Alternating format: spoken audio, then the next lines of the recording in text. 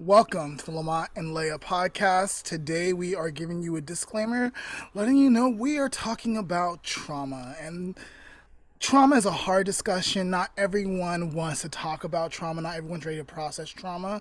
But if you are, stay tuned. If you are not, go ahead and tune in on another week. We look forward to you guys listening and commenting and participating with us soon. Have a great day.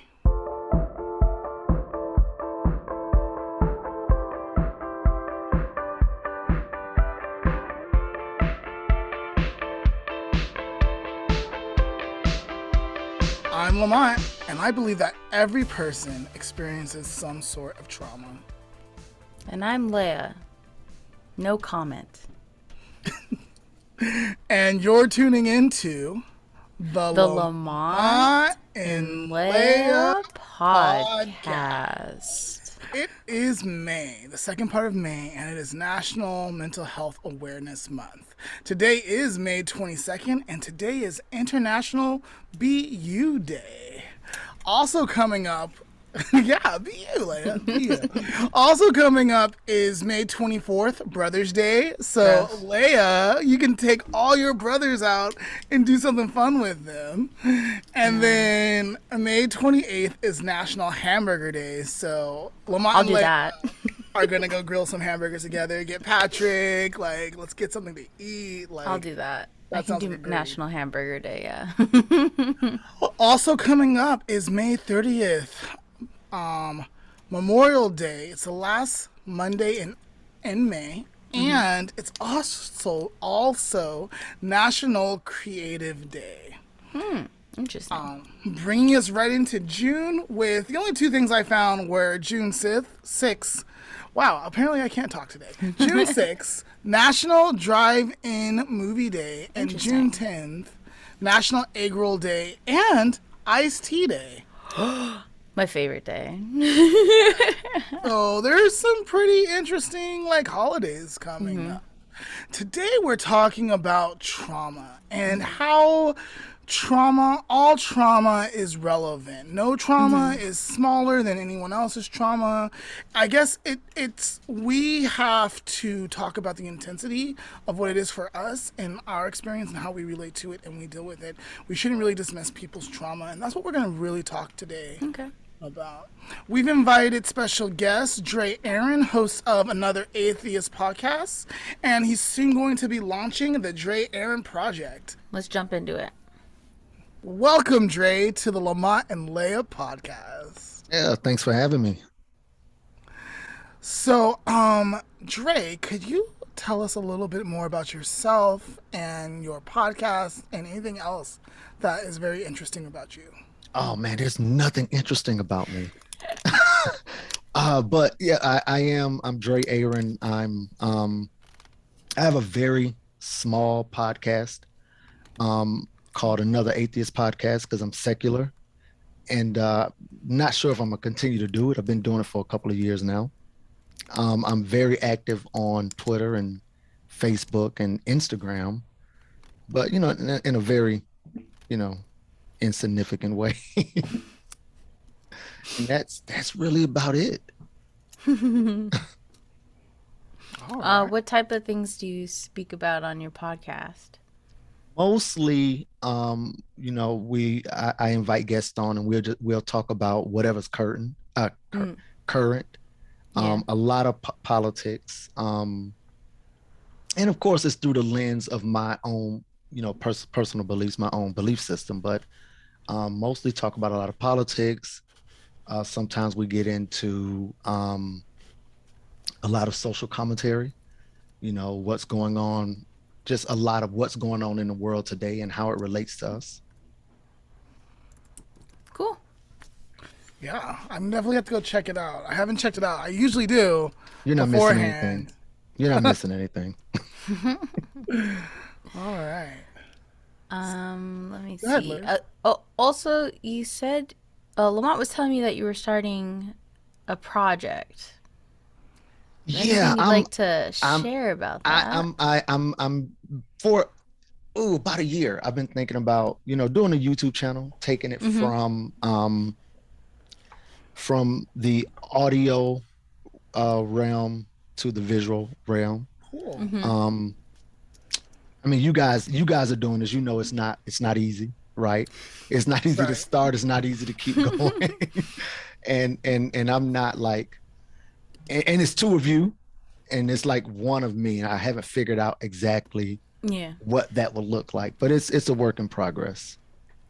Okay, awesome. We look forward to that. Yeah, we'd like to check out everyone's stuff especially when we invite them on. I mean, it makes sense, right? Yeah. Yeah. Like we should be like promoting each other and like building That is each other true. up. That is true. That is true. Especially because you guys have a really awesome podcast. Like I think that you know, a show like this is really needed, especially in the time that we live in right now.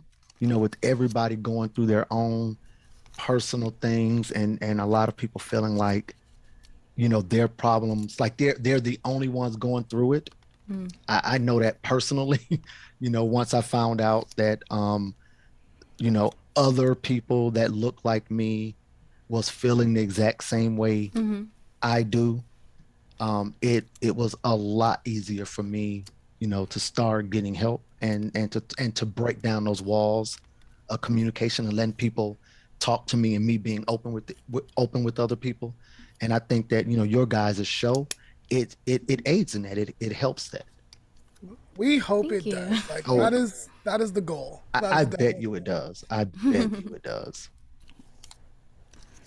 So, Leia, are you ready to jump into today's main topic? Yeah, why don't we get started? All right. So we're talking about trauma today. So before we even talk about trauma, we probably should define it. So what is trauma? Lamont? You brought it up. Go. Well, what I found, like, I've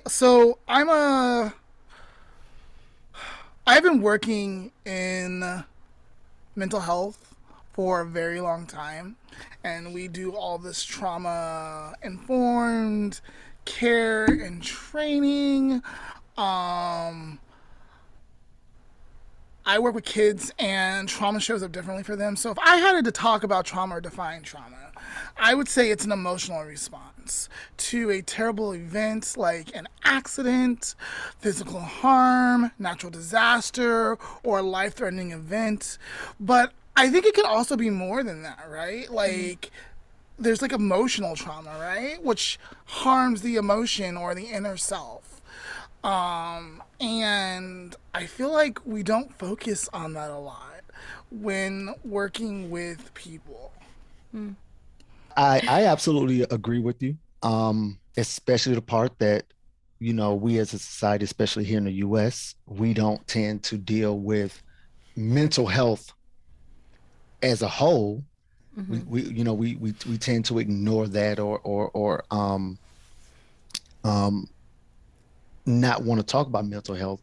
But trauma, which is like probably the cause of all of our issues, because we've all been traumatized in some sort of way, and we're not, you know, we don't get to process that in a healthy way. So yeah, I absolutely agree with you. I guess I have like a question. Like, Go ahead.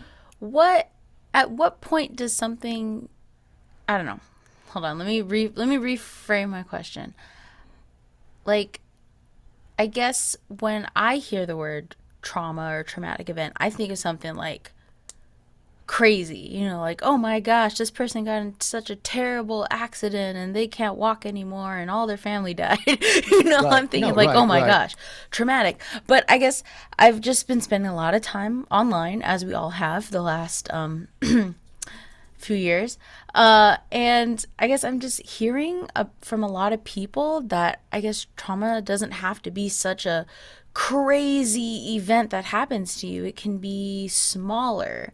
So previously I would have defined trauma as like, a terrible event and your reaction to it. But I guess maybe my definition is wrong or not fully correct or something.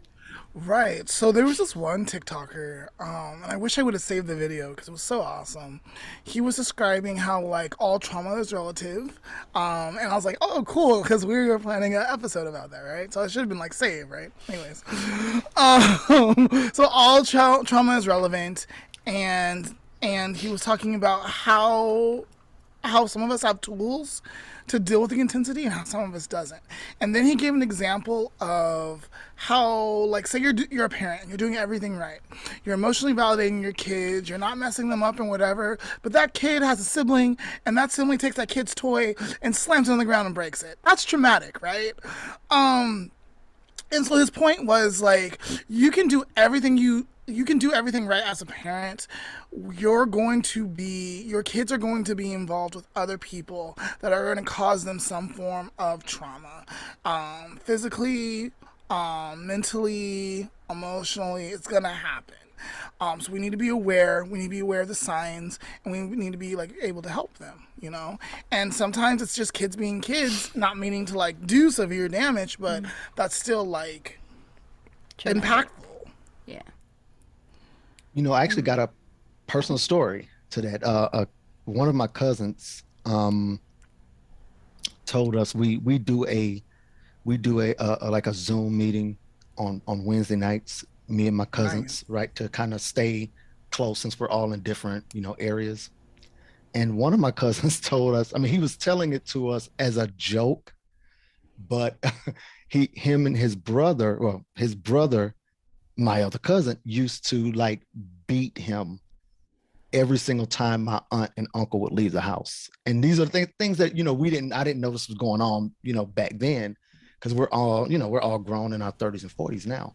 But he was telling the story, and you can tell, even though he was laughing and we were all laughing, he's telling these stories, you can tell it was a traumatic experience for him.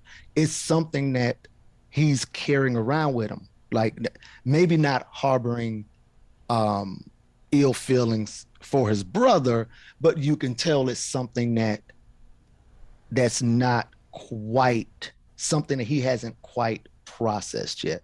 And so I think that sometimes, we can be traumatized by things or by people that didn't actually mean to hurt us and didn't mean to make us feel that way. But here's an example right there and again, I could be wrong about that, but I think that's definitely something. Absolutely. Which leads us into our next question, which is, how does trauma affect people? So when he was telling his story, what did you see? And like, how did you like pick up like, man, like this was very impactful for him?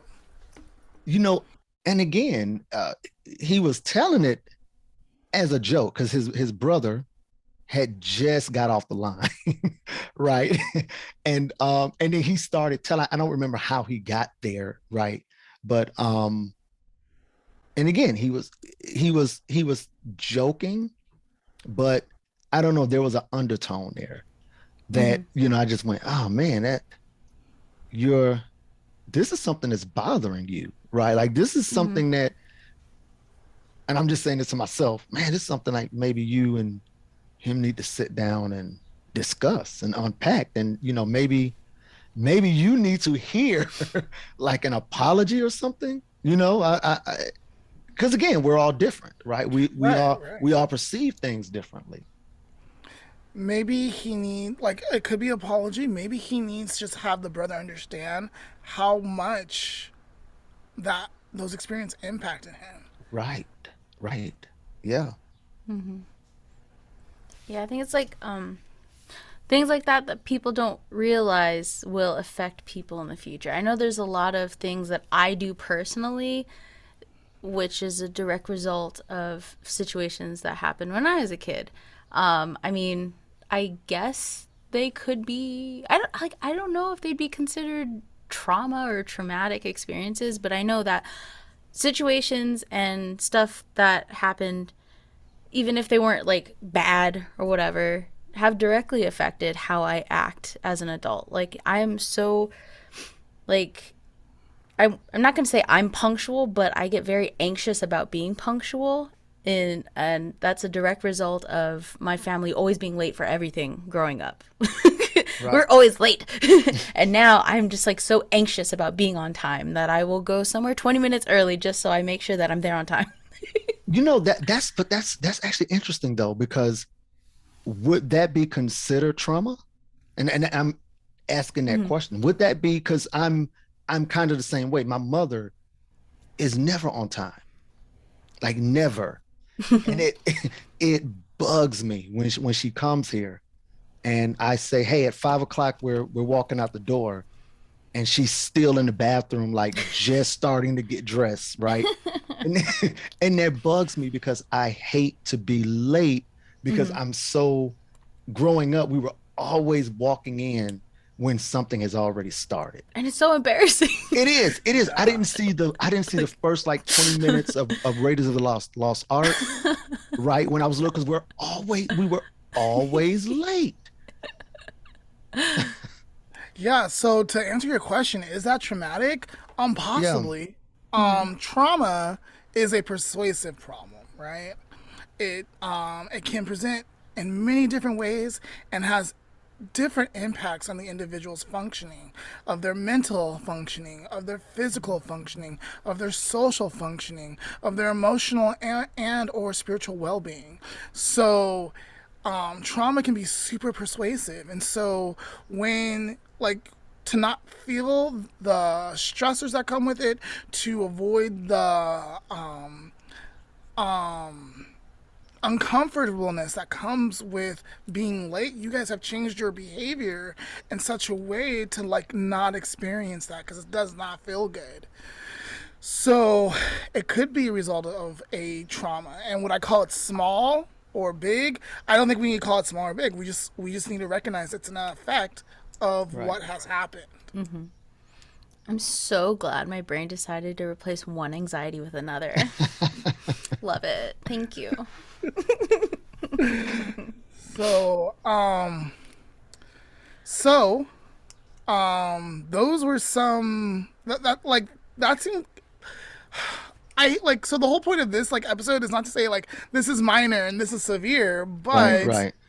like those don't like if a lot of people are listening right now, not seem like major or big issues, but it has had an impact. So what are some known experiences that can be traumatic for people? I think like the most well-known ones are like abuse, like physical, mental, sexual. I mean, I think when people hear the word trauma or someone says, oh, I've dealt with trauma in my life, that's immediately what everyone thinks. They're like, oh, so you were abused. Right. Yeah. That's like the most well-known one. But you could be also, your boyfriend and girlfriend being unfaithful to you. That can create trauma, especially if emotional trauma, especially if, again, it's not processed in a healthy way, right? If you don't come to terms with it and accept what happened and figure out how to move on from that, not letting events in your life kind of define who you are. Yeah. Talking from experience.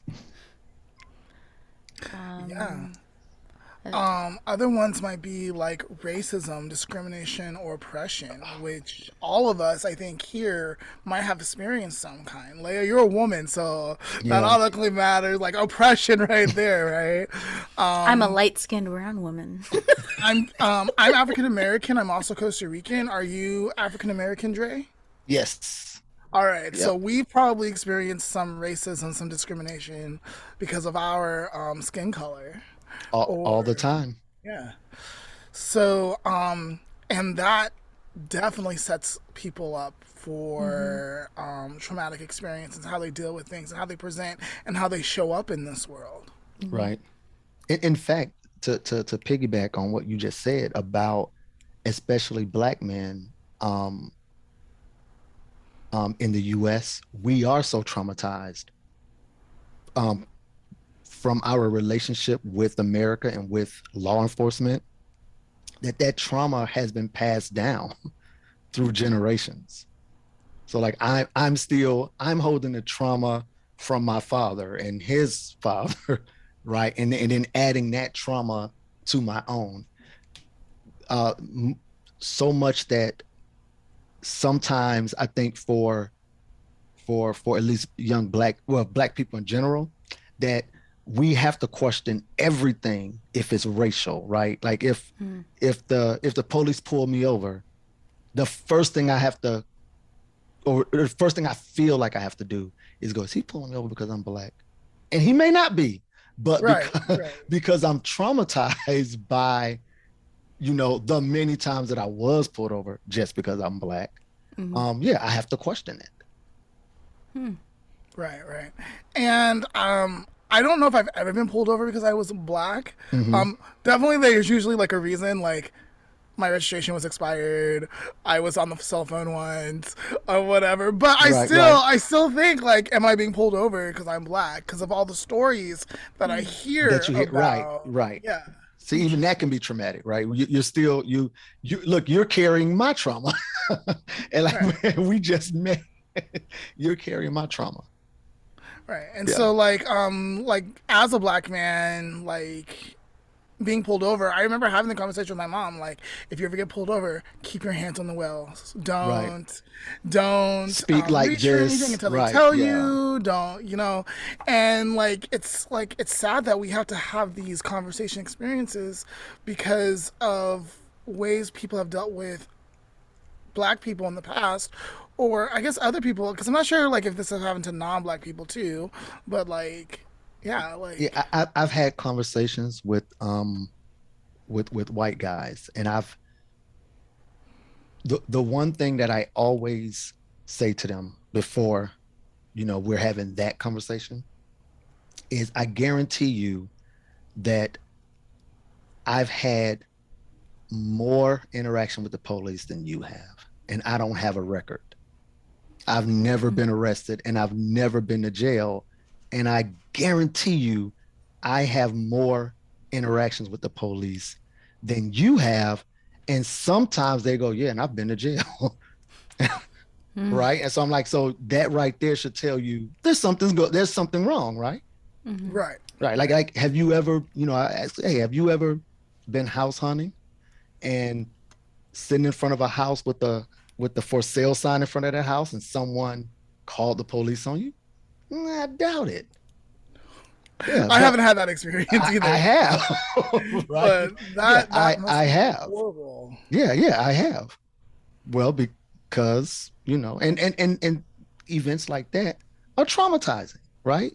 Even if nothing comes, like, even if the police don't pull me out of the car and, put a gun in my head and slam me to the ground, just the idea of it, right? The feeling of it is traumatizing. Like, God damn it, I can't even house hunt. Right? I can't do what that other people do on a regular basis. This is right. BS. Right.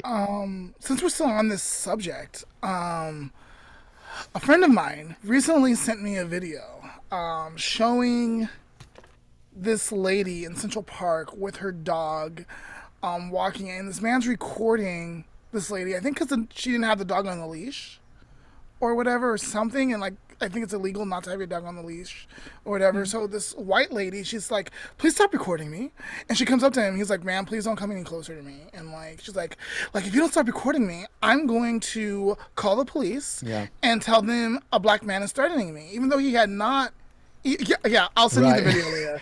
Wait, I'll send you the video. You haven't seen that? That's like from last year. Like, oh my God. Yeah, that's and so like he records her through the whole interaction. It's called Central Park Karen. I think that's what they called her. Oh, did you see it? Oh yeah, that was like big last year. Oh, okay. My friend recently just sent it to me. Yeah. And like he's like a very like black like activist like. So I was like, wow. Like, yeah. It was really hard. Like I'll send it to you. Okay. I don't know if I want to see that. I'm just gonna be upset. Right. Yeah, she did. She said that. She said, I'm going to call the police and tell them that a black man is threatening me. Which again, kind of that shows that they have that in their back pocket, right? Like they must know that She had to know by saying that was going to elicit a certain response, right? That there was an Right. outcome that was probably going to happen that was going to be in her favor, or she wouldn't have said that. Very She wouldn't strange. have. Yeah, yeah, very very strange, right? And Can't you want relate. So and you wonder why the black community is traumatized, right? Why Yeah. we have trauma. right, right. Yeah, And so some experiences might be violence in the community, war, or terrorism, right. right? I've never had that experience. I know, like we've Thank set a God. couple of places on fire in LA and Portland and stuff. Like, just imagine living through that as a child, like experiencing that, or even an adult. Like that's your home. That's where someplace you're supposed to be safe, and you're Hmm. experiencing that, and how that can cause trauma. Being poor or in the poverty, that can be traumatic for people. Mm-hmm. Living with a family member with mental health or substance disorders, right? That can be really hard, Yeah. traumatic.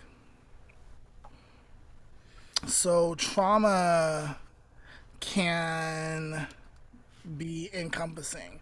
But what's interesting is even though we all talk about trauma and we know there's trauma, there's this invalidation of trauma kind of built in at least the American culture. I'm not sure about other cultures, but definitely in the American culture. Like, everyone goes through that. Get over it, or suck it up, or be a man, or like so many invalidating things. Why do people try Yeah. to invalidate other? Stop being depressed. Yeah. Yeah. Stop being depressed. What are you depressed about? Yeah, that's another one. So why? What is it that? What is it that makes people try to invalidate other people's drama? What do you think's going on there? Would it be too much to say that validating someone else's trauma that you don't perceive as worse than your own makes them feel invalidated? Because I've had a conversation with a few different people where there's like, well, I don't know why everyone's making such a big deal about whatever, like some experience, right? And there's like, because when I did had this experience, no one cared. So how come everyone cares about that experience? Mm, They're similar, but like, was it mine worse? Like, and I've heard that from a few people.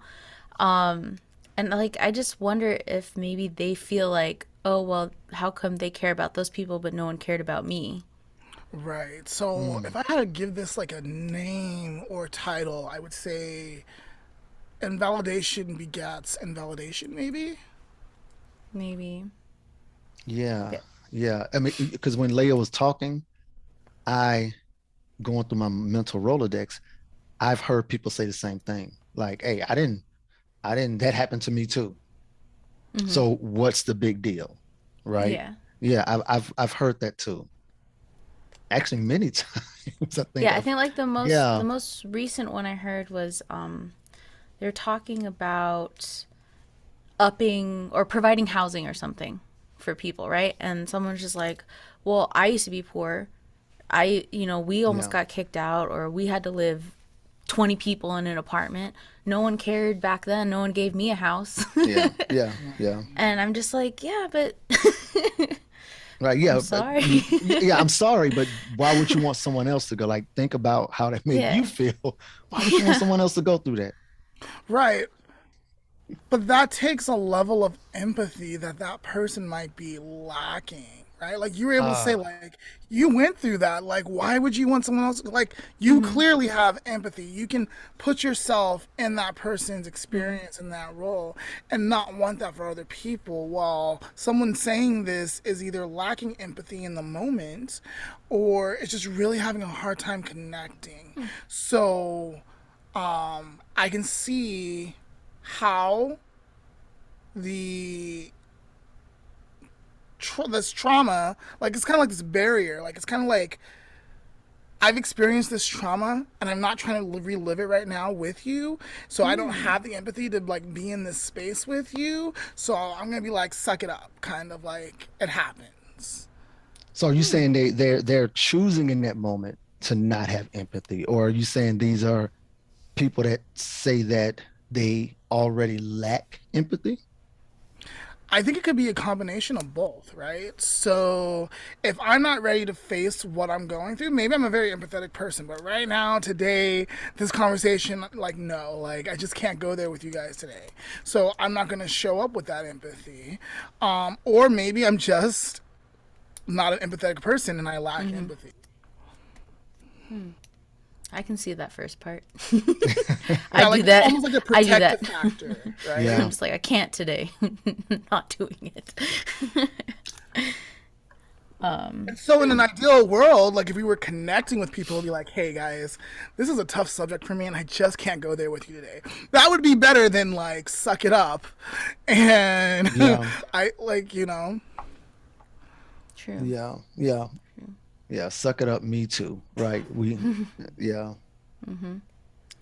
I think another reason why people try to invalidate would be maybe they look at it and they just don't see how that could be a big deal, which is semi-related to what we were just talking about. But, you know, maybe that person didn't go through that same thing, but just kind of like see it and there's like, what? Like Right. not understanding. Yeah, I'm not able to understand or see how that can even affect someone like that. Do you guys think that part of that is that some people, or maybe most people, don't understand that we're all different and that we all process things differently? I think that could definitely be a key factor in why people invalidate other people's trauma. Yeah. Right. So like, hey, that happened to me and I got over it. Why can't you? Right. Hey, I was homeless and I got a job and I did this and I took these steps to get myself on my feet. Why aren't you doing that? I almost wonder if it's a case of rewriting the story, right? Because if I was homeless and I got a job and I took certain steps to make sure that happened, I'm pretty sure something traumatic happened between point A and point B. But Right. like, I got over it, I accomplished it, I'm very successful now. So I don't remember or I don't care to go back to like dealing with like those in-between steps, right? So you invalidate your own, like these people invalidate their own trauma in the process, right? Right. It Yes. very Possibly. much sounds like a protective factor. Yeah. Right. That's interesting.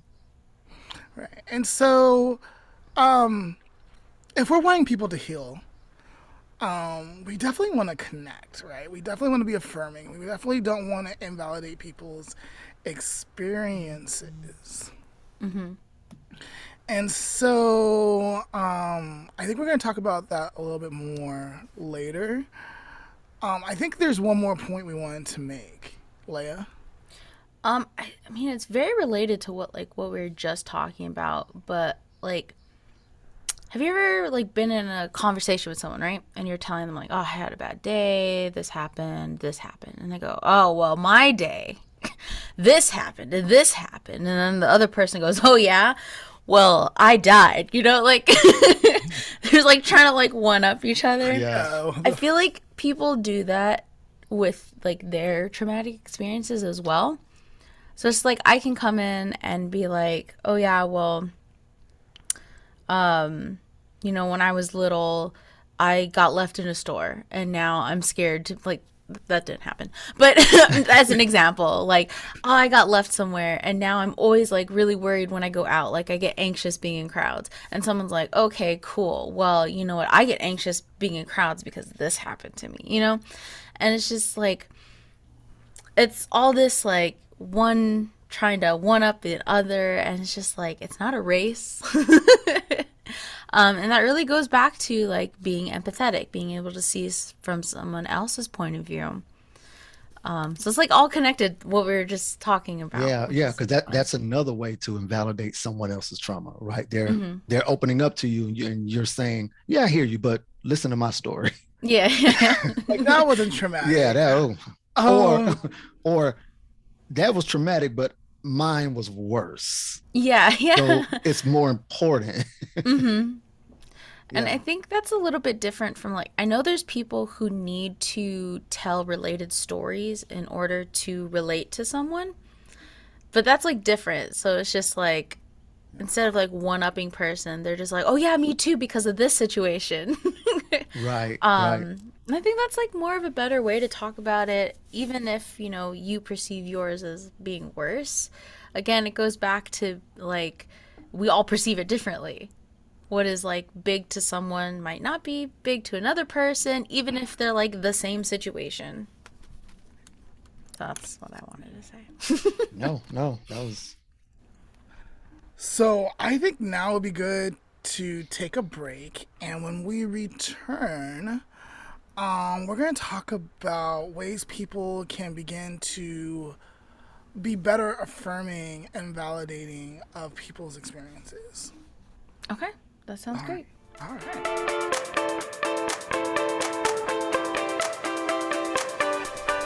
Lamont, I was so inspired by your intro this morning when you told me that in a few days it's going to be National Burger Day. Ooh. That I need to know what my favorite burger combination says about me. Okay. So we're back on Buzzfeed again, doing another quiz so that we can learn more about ourselves. Cool. Sounds great. Let's do this. All right, so first question, we're going to be starting with the patty. Lamont, are you going to do a beef, a turkey, a veggie, or a portobello mushroom? This is so unfair. Like, I like all of these, all of them, different times, different moods, you know. But let's just say I'm going to do a traditional beef. Let's say I'm going to do a traditional beef patty.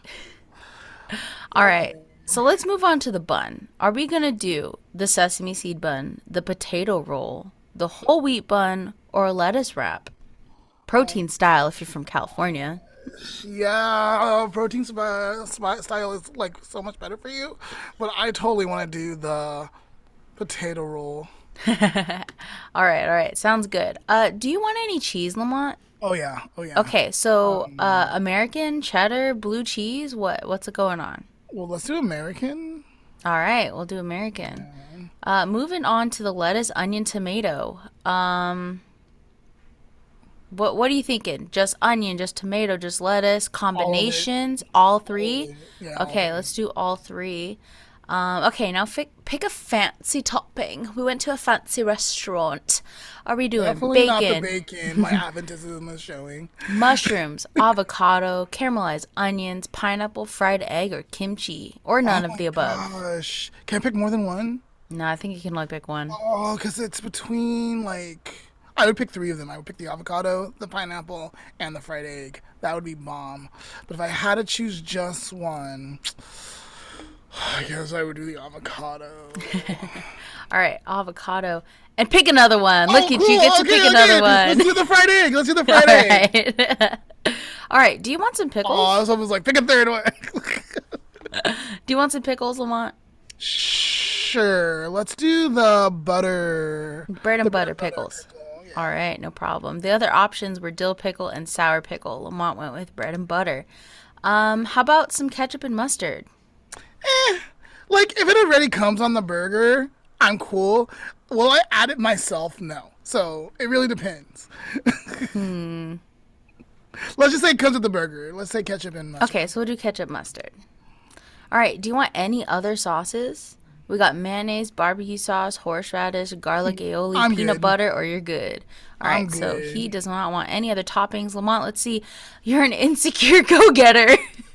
I'm an insecure go-getter. Okay. It says, you're smart, you're ambitious, and you're often paralyzed by fear.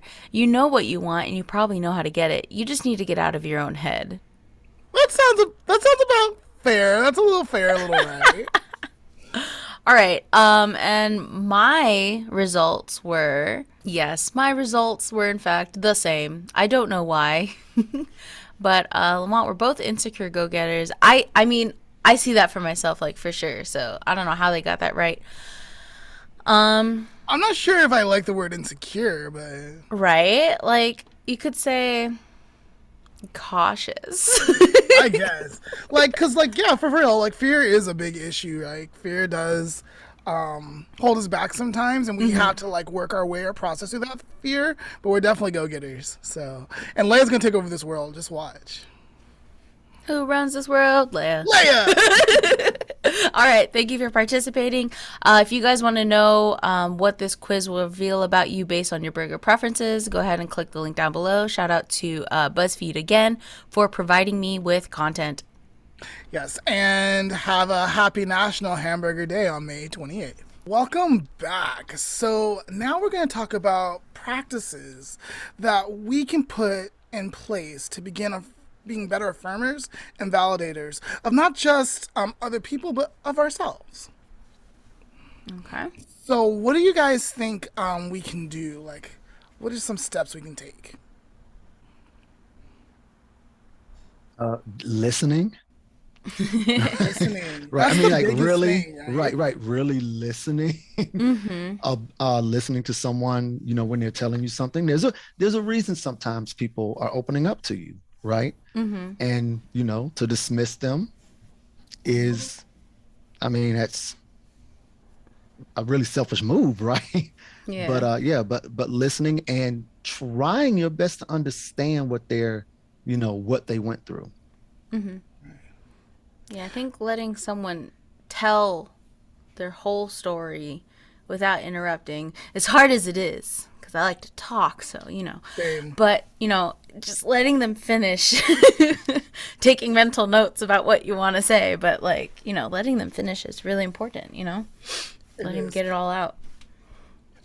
And then there's the listening to yourselves, right? Like when we are in a place to reflect, we have to really listen because, like, we are some of the biggest non-affirmers and not validators, right? Where we'll think something like, you know what, I don't have time for that. Yeah, like I don't have time for that. Like, let's keep going. Like, no one. There's like, I gotta do blah blah blah blah blah versus like taking the time like, no, like that did hurt, that did impact me, that did, and this is how it did it, and I'm gonna take that in. I'm not saying hold ill feelings or ill will, but like acknowledging that process, like what happened, and then having a way to like move or manage through those feelings, whether that be talking to someone, whether that be standing up for someone, whether that to someone, whether that be setting boundaries or whatever. Really taking a moment to be like, hey, like this did impact me, and this is how it impacted me, and this is what I'm gonna do about it. This is how I'm gonna handle it. This is how I'm gonna manage it. This is how I'm gonna try to heal for it. So kind of like being purposeful.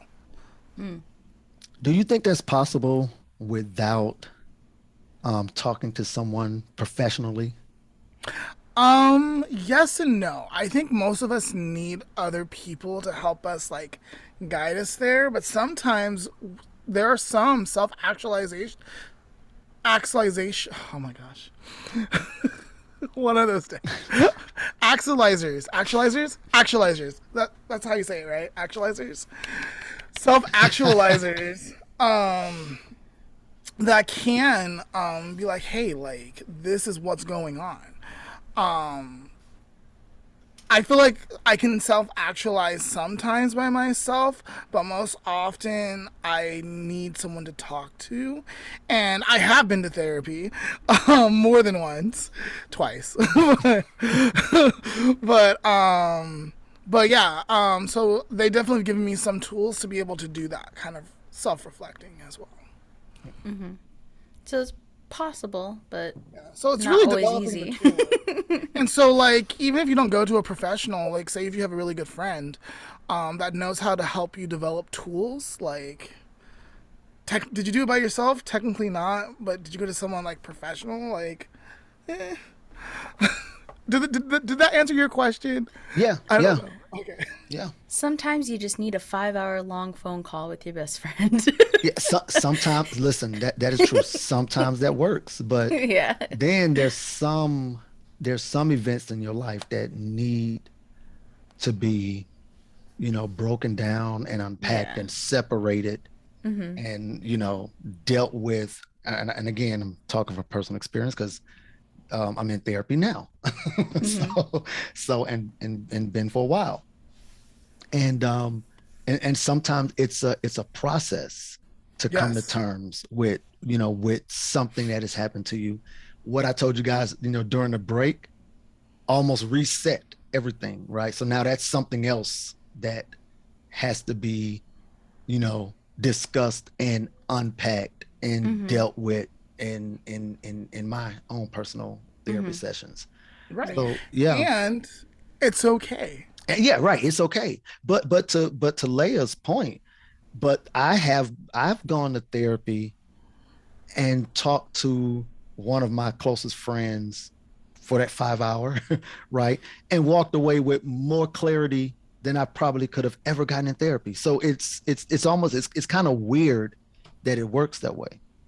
Yeah. People tend to heal in relationships. And so the belief behind therapy is because it's a non-bias or supposed to be a non-biased space, someone that can look at something and give it back to you and say, hey, what do you think about this? That's a really good, healthy, therapeutic relationship because there's nothing but positive regard and a chance to like transform in that space.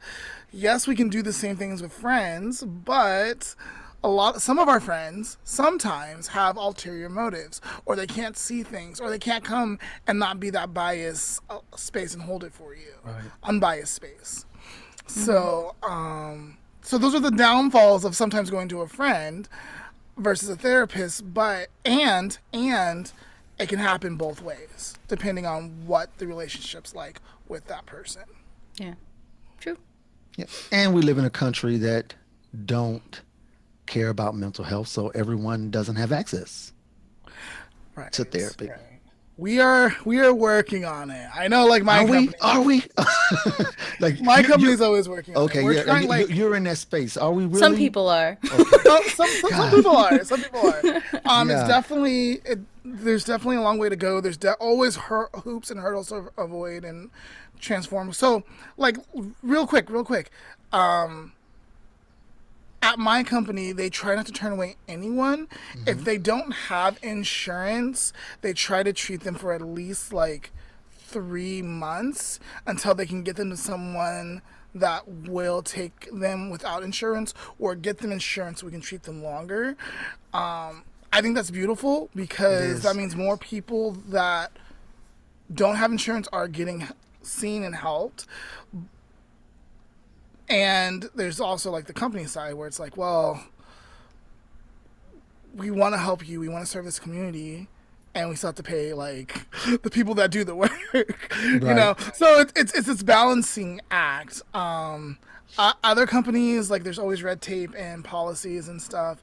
So universal health care, we still have a long way to go. Yeah. And that's sad. So going back into practices that we can put in place, Leah, do you have any ideas? I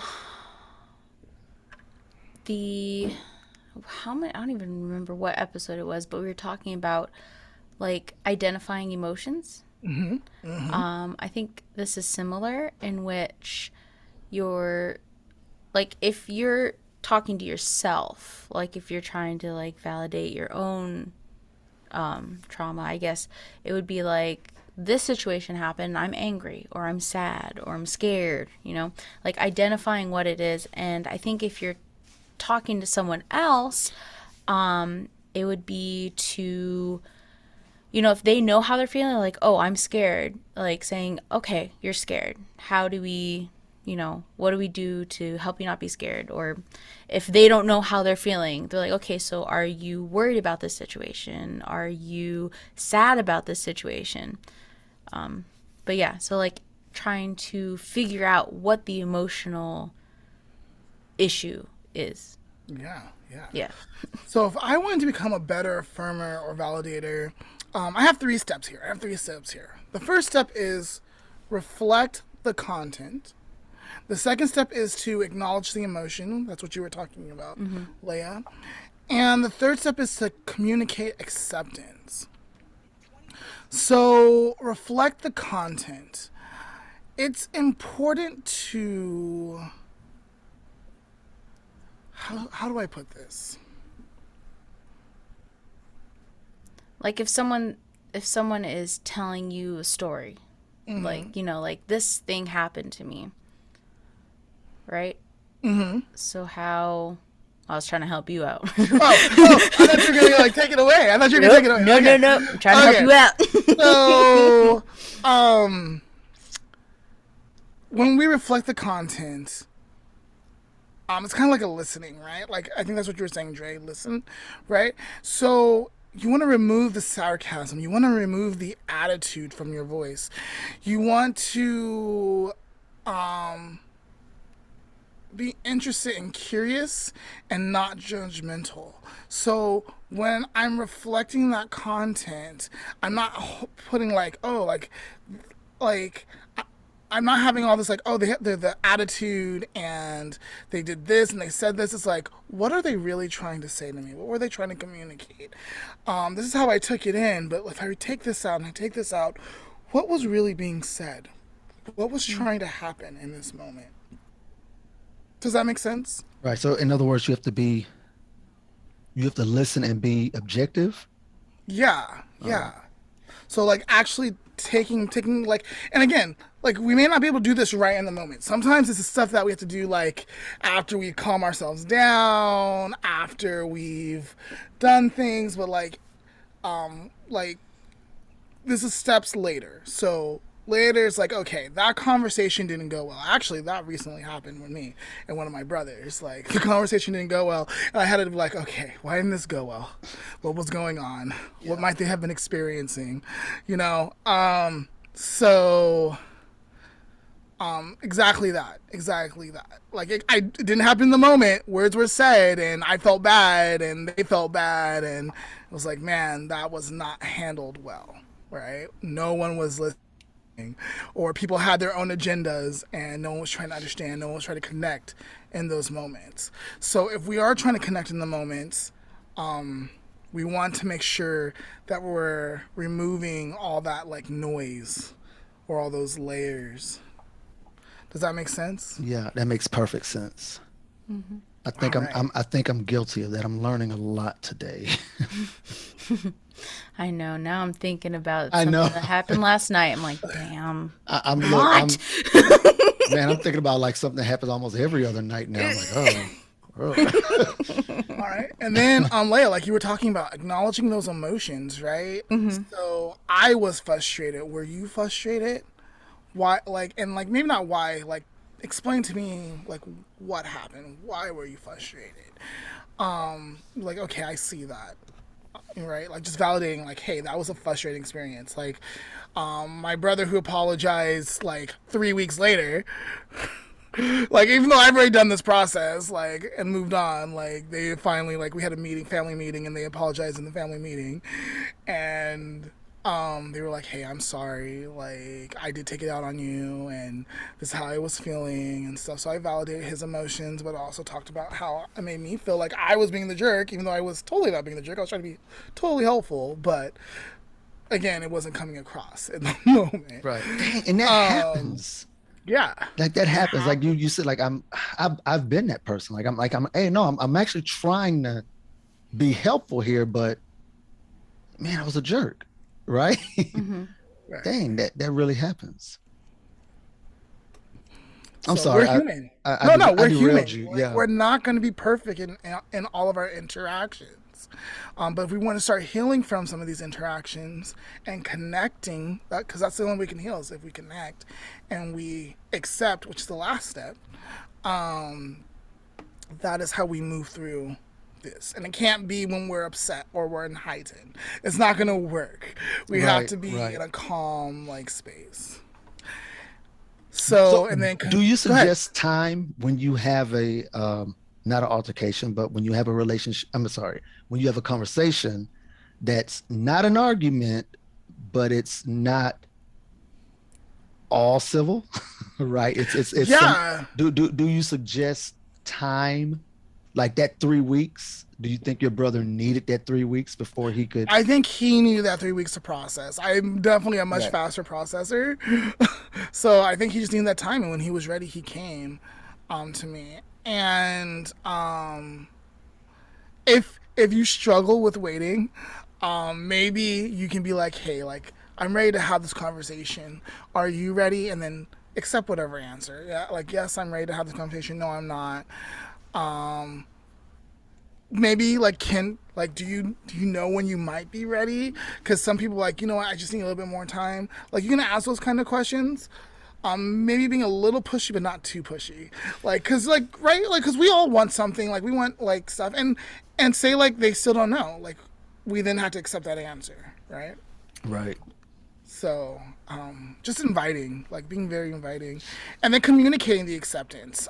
It's an important part of validating is letting a person know you accept their feelings as they are. You don't have to agree or feel the same way. Because a lot of times we're not going to agree or feel the same way. And they're allowed to feel and experience what they feel and experience, and it be okay. It's not a threat to us. It's not a threat to them. Hopefully it's not a threat to them. And be like, okay, I hear you, I see you, I validate you, I affirm your experience, and how are we going to move forward? How are we going to connect moving forward? Very cool. Lamont, we got a little off topic. This This is I mean, this is all good stuff, though. Like, it is. That's what happens when you invite me on. I derail the whole thing. It's perfectly fine. But I do want to kind of like maybe just go over your 3 steps with an example so that we can like explain how these 3 steps work when you're trying to validate someone else's trauma. Because like it's one thing to like these are good steps to validate like in general, you know, like when you're having these types of interactions with people. But like when it comes to validating someone's trauma, how would these steps kind of like how would they work in that situation? Right. So let's do the example. Like I'm writing a speech or well, okay, wait, we're looking more for a trauma, like a trauma. Okay. Can someone give me an example? Do you want to use my time one, my punctuality one? Since I guess we defined it's kind of a trauma thing, or we could use something else. You know what? Use something like a car accident, something that's maybe a little bit more relatable. Okay, yeah. Okay. I mean, actually, I do have one though. Oh, give it to us. Okay, so when I was 11, I didn't just learn how to ride a bike, but I finally was like confident in riding the bicycle by myself, you know? So I was at my aunt's house and she was going to go for her walk and she was like, do you want to come with me? I'm like, sure, let me grab the bike. So I get on the bike and she's still locking up the door, making sure she's got the baby stuff and everything. And she just tells me like, okay, go on ahead. I'll see you at the end of the, not end of the street, but the end of the driveway. And so I take off down the driveway. I get hit by a car. Let me tell you, I don't ride bikes anymore. Really? So that Like you've experience, never gotten back on a bike after that? I do occasionally, but I don't like it. because of I that don't like moment. it. I'm worried. I think there was one summer where I tried to do like the bike thing to save money and like go to and from work. Absolutely not. I think I did wow. it 3 times and I just stopped. I was like, Leah, I have a personal question. Yes. When we did the bike-a-thons, I how did not you even- participate. I did not realize you didn't participate. I didn't even go. I didn't show up for that. Interesting. All right, so really quick, like Leah and I grew up together in Pathfinders, and there was one event that we would do like every year called the Bike-a-thon, where you would raise money like by doing so many laps or whatever. And I never really paid attention to Leah not being. Wow. Yeah. But yeah, so let's use that example. All right. Yeah. All right. So, So step 1, reflect the content. reflect the content. Hey, are we gonna heal her? I mean, right Yes. now. Hopefully. Good. In real time. So when you were younger, 11, you experienced getting hit by a car while on a bike. Yeah. And ever since then, you have not enjoyed riding bikes. Is that correct? Absolutely. So I use it, is that a correct? Like I just paraphrase. Or just paraphrase. Or okay, there you go. I paraphrased the whole story. But that's kind of reflecting the content. Like I'm listening, I hear you. Like this is what I understood you say, right? Yeah, I get. So now I'm gonna do step 2, acknowledging the emotions. I get how scary and how impactful that experience must have been for you. It also hurt. I bet. Physically. I bet it did. And it's okay for you to not like riding bikes Thank you. or whatever. So that's step 3, communicate the acceptance. Like, I would love to see you get back on a bike, riding it, and anytime you want to have an experience like that, please try to include me so it can be like more powerful for you. But it's okay for you not to feel that right now. And if it ever changes, like if you ever want to change it, let's work on it together. See, that was great. Mine was a little sillier, but like that was a great example. Like if you're talking to someone who has had an experience that is like more like mentally impactful, that's a great example of how we can do that. I'm okay now. But Good. Just saying. I don't like bikes. That's fine. So, question. Yeah. Would you be interested in starting with a stationary bike at the gym? No, those are uncomfortable. They are uncomfortable. I don't use them either. I'm like, treadmill all day. I tried that one time and I was like, my butt hurts. I'm not doing this. I'm here for muscles, not butt pain. For sure. All right. Drey, is there anything else you want to say or talk about? No, man, this was really educational, man. I learned a lot. Yay. Yeah, no, yay. Well, then, thank you so much for coming on our podcast. So, if people wanted to get a hold of you, hold on, let me start that over. So, thank you so much for coming on our podcast. If people want to get a hold of you to talk about this subject or any subject in general, what would be the best way for people to do that? I'm on social media, on Twitter. I'm at the Drey Aaron on Twitter and on the Instagram and on Facebook. I'm Drey Aaron in those. I'm not on TikTok. I don't even understand TikTok. I don't. It's very educational. Is it really? Yeah, like this year I'm doing more of a push to like watch a little bit every day. Mm-hmm. But yeah, like, and I also think it depends on like what you like and select and how much you watch something versus how fast you skip. Like it's crazy, but yeah, I get a lot maybe I need to give it a chance. Maybe I'm traumatized somewhere in my past, and it's not letting me give TikTok a chance. But no, I'm everywhere except for TikTok, and so if you friend me on Facebook, I'm gonna accept your friend request. Same on any other ones. Follow me on Twitter, IG. Yeah. Okay. Awesome. And of course, all of that will be linked in our show description. Just to piggyback off of that, if you didn't know, Lamont and Leah have a TikTok now. We post funny clips, sometimes outtakes, and little snippets of our episodes. So make sure you guys go follow us on there. Unfortunately, someone stole our username.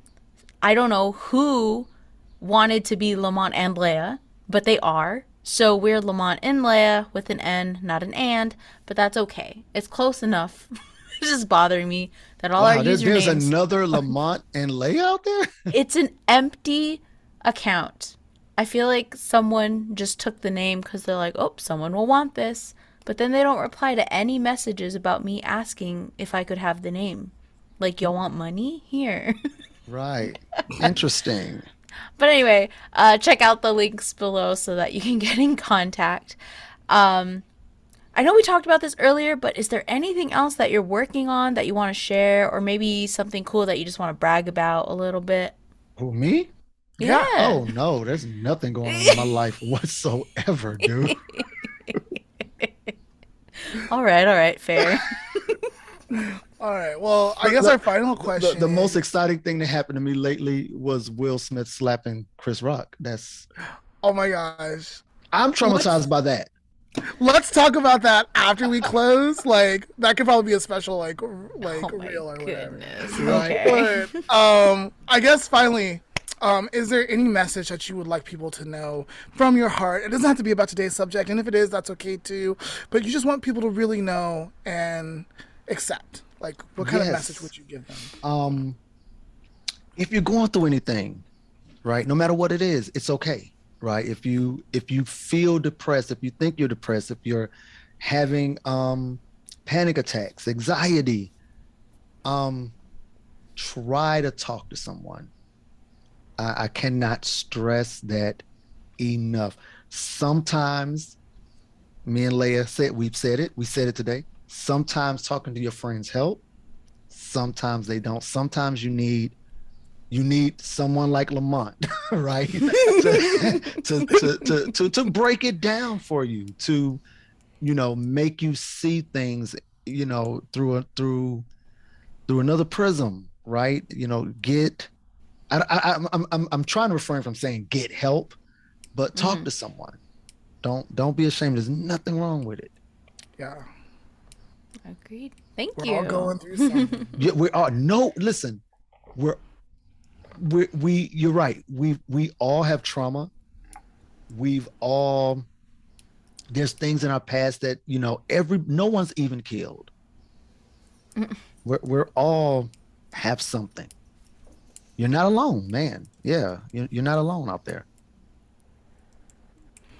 Once again, thank you so much for being with us today. We really appreciate you. Thank you guys for having me. I had a great time. Again, I watch you guys, so this was a real treat for me to be on the show.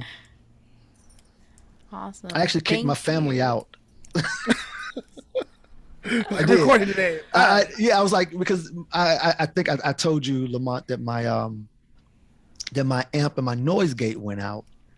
And so I'm like, hey, you guys can't be making noise. Get out. So they all went to the mall. Cool. I hope they're having a good time. I hope they are too. If they're not, we'll deal with it later, I guess. But again, thank you guys so much. Thank you guys for having me on. And thank you guys for listening and watching. Today's life lesson is brought to you by me. I know, we're switching it up. But I just quickly wanted to talk about the importance of having like a clean-ish living space. I know it's so hard to clean sometimes. I hate it. I hate doing laundry. I hate washing dishes. But having a clean-ish living environment is actually really good for your mental health. I know right now my kitchen is very messy and it is driving me insane. And I've identified that as the reason. Just having a clean area can help you relax a little bit, because even if you're not like thinking about it, like, oh, I gotta do this, I gotta do that, you could be, you know, subconsciously worried about it. When you see the mess, you're like, huh, yeah, gotta clean that. So I know it's hard, but if I can do it, we can do it. We'll do it together. Leave me a comment down below. Tell me what you're cleaning, and we'll clean it together. Stay clean. There you go. I don't know if that was good, but that's what I'm doing.